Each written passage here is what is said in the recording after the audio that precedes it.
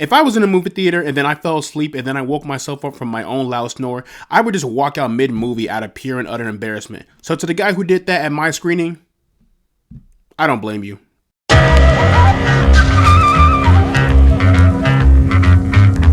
So It Lives Inside is a brand new horror film that I actually have been looking forward to for a while now. The film is directed by Bishal Dutta, and it stars Megan Siri, Niru Bawa, Mohana Krishan, and Betty Gabriel. Desperate to fit in at school, Sam rejects her East Indian culture and family to be like everyone else. However, when a mythological demonic spirit latches onto her former best friend, she must come to terms with her heritage to defeat it. Now, I have been eyeing this film for quite a while now. When I first saw the trailer, I got excited. When I first saw it was starring Megan Siri, I got excited. And after watching it, I feel kind of disappointed. But despite those feelings of disappointment, there are things in this film that I really did admire. First things first, Megan Siri. I thought she was great as the main girl. When I first saw her in Never Have I Ever, I said to myself, she is going to be the next big thing, and I still stand on that to this day. Believe it or not, that show was once a guilty pleasure show of mine. Sue me. Point is, Megan did an excellent job at giving us a reason to care about her character, and her portrayal of playing this scared straight girl who you could argue almost goes into a level of insanity, but she fights the fight anyway to save her best friend was fantastic. I like how the film takes the concept of Indian folklore stories and uses that as the horror focus, while also surprisingly balances that with the challenges of cultural assimilation. I did not think this movie would include the concept of cultural assimilation, but I didn't mind it.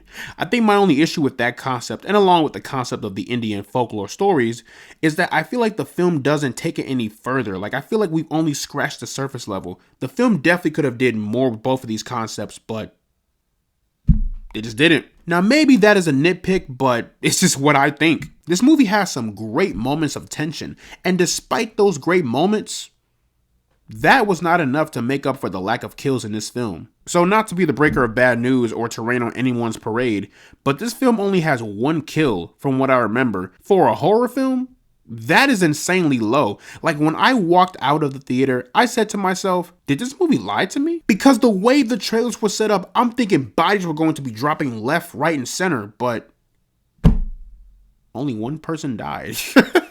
Again, great tension, but if the body count was higher, this film could have been something special. Also, the soundtrack in here is great. Nothing really extraordinary, but pretty solid. Other than the lack of exploring concepts, this film drags heavily. Like, I feel like this film definitely could have been 15 minutes shorter, or at the very least, they could have taken those extra 15 minutes and just dived deeper into its concepts, and that probably would have made up for it. And one more thing.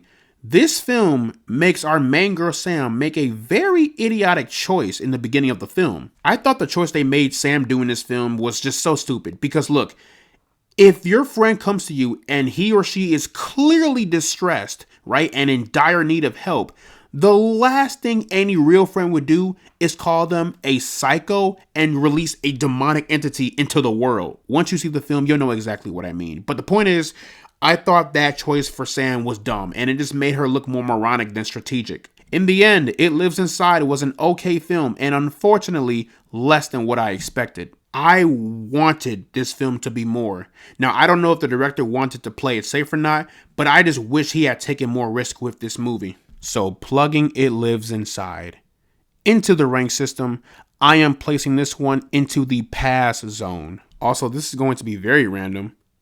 But if you remember, I did a review of Gran Turismo based on a true story. I don't know why I said based on a true story, but whatever. Anyway, I did a review of that movie, and I made a joke about how there was a stereotypical character who was the asshole apple-eating character of the group, if you will. And I realized something.